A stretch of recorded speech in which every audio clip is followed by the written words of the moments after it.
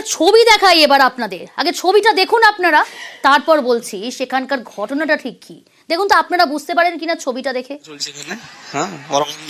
ফাঁকা মাঠ, ফাঁকা জমি, কয়েকজন দৌড়ে যাচ্ছে, হাতে তাদের কাস্তে হাসুল, দেখছেন সেই ছবি। পিছনে BSF, কিন্তু কৃষকরা, চাষিরা আগে তাদের হাতে কিন্তু কাস্তে। কোথাকার ঘটনা? মালদা সুখদেবপুর। এই সুখদেবপুর আপনারা দেখেছেন বারবার উত্তপ্ত হয়েছে, সেখানে কাঁটাতারের বেড়া দেওয়া নিয়ে বারবার উত্তপ্ত পরিস্থিতি তৈরি হয়েছে। ভাইরাল ভিডিও আপনারা দেখতে পাচ্ছেন।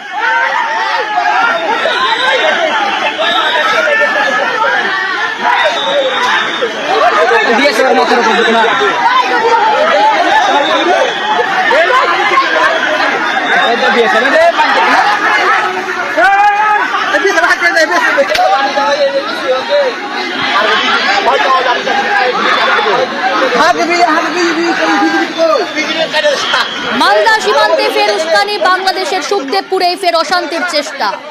বিজেপির ভারতীয় কৃষকদের লক্ষ্য করে হামলা।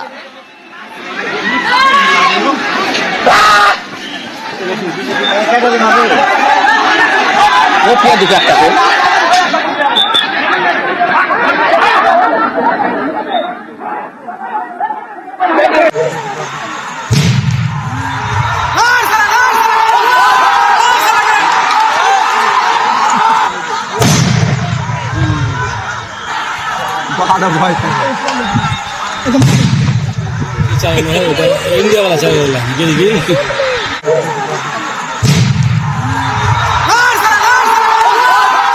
সরাসরি সেবক রয়েছে আমার সঙ্গে। সেবক, কি পরিস্থিতি তৈরি হয়েছিল? ছবি থেকে কিছুটা আঁচ করা যাচ্ছে যে কতটা উত্তপ্ত পরিস্থিতি তৈরি হয়েছিল। বারবার মালদার সুখদেবপুর অশান্ত হচ্ছে এবং বাংলাদেশের কৃষকরা, দুষ্কৃতীরা তারা আক্রমণ করছে ভারতীয় কৃষকদের ওপর। কেন এই পরিস্থিতি তৈরি হচ্ছে? আজ সকালবেলায় কেন এরকম পরিস্থিতি তৈরি হলো আবার?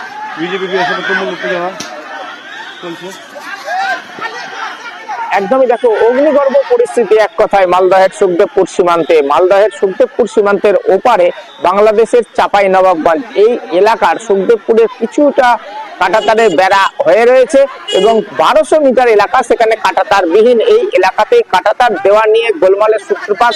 গত 8 জানুয়ারি থেকে বিজিবির বাধায় সেই কাজ বন্ধ হয়ে রয়েছে।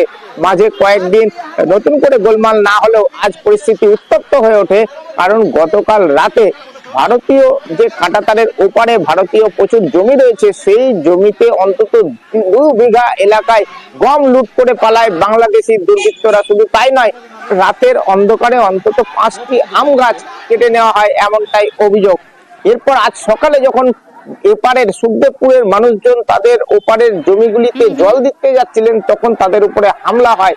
এরপর 5-6 জন ভারতীয় কৃষক আর BSF তারা আপত্তি করতে গেলে তাদেরকে মারধর করা হয়। একজন BSF জখম হন, কয়েকজন ভারতীয় জখম হন।